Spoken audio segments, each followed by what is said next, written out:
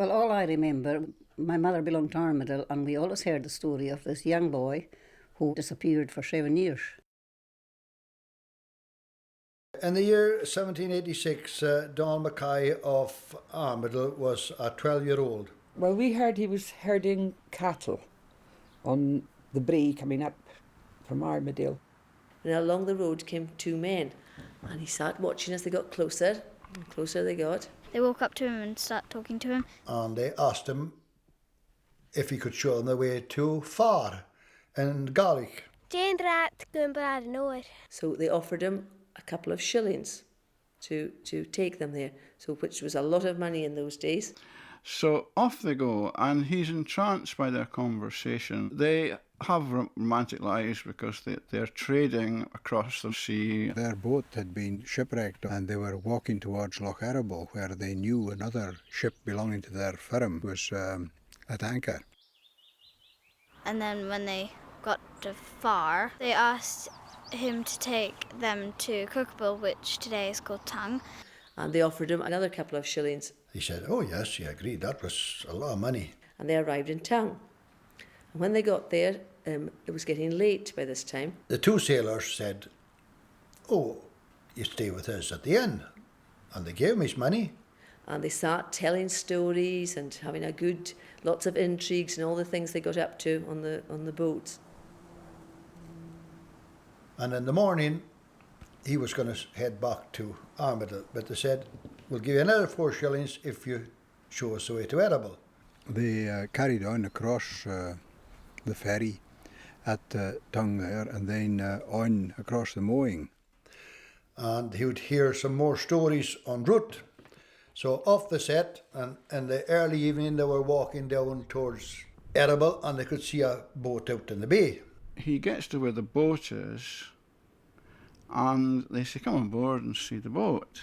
And, well, what young boy couldn't resist that? So Donald, onto the boat went Donald, and to have a look around below deck and see what the boat was like. Oh, and Donald was fair intrigued with this.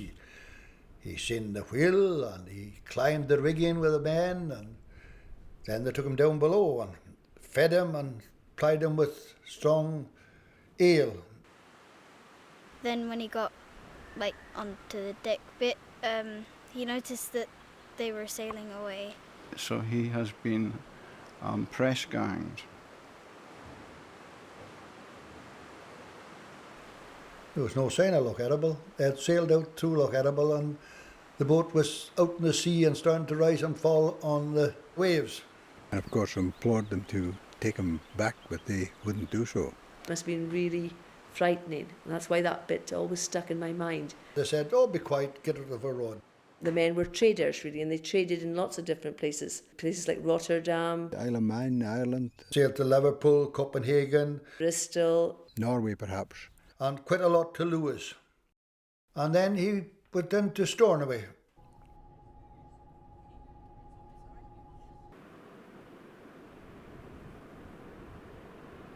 And he met somebody in Stornoway that could read and write, and sent a letter home. So his mother and father did know that he was alive and well. They just hadn't seen him for a long time.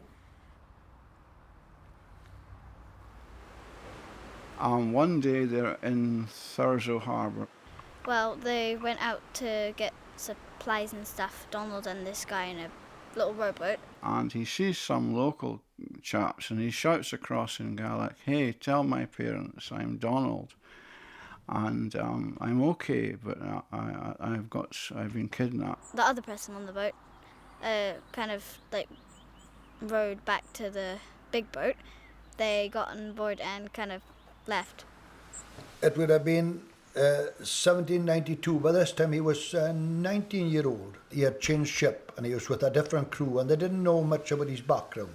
The boat he was then on put in at Loch Armadale, where he had been kidnapped from in the first instance.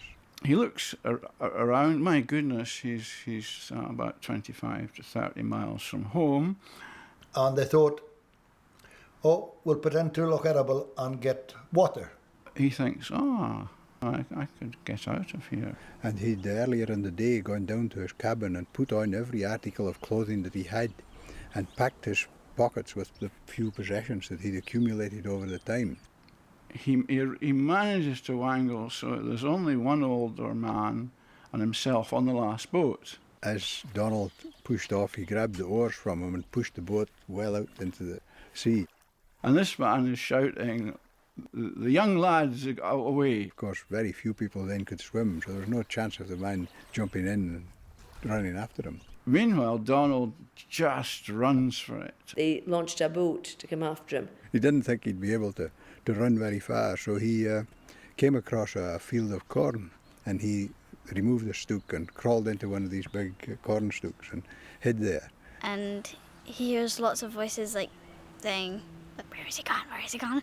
And when they were eventually gone, he started making his way back to Armadale.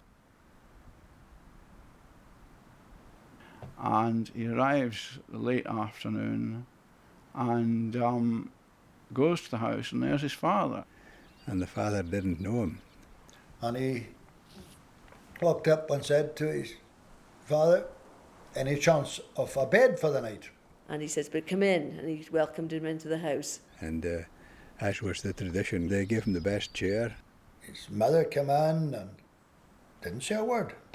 Eventually, he can't contain himself. "Oh, mother, do you not know it's me?" O mother, na chael sef gyn ach na hyn.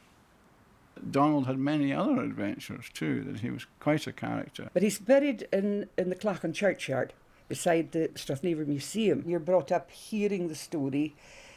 When you're a child, it was always almost as if he was somebody I knew. And it's a kind of happy ending story too, isn't it? Because, lots of people who go away, they never come back.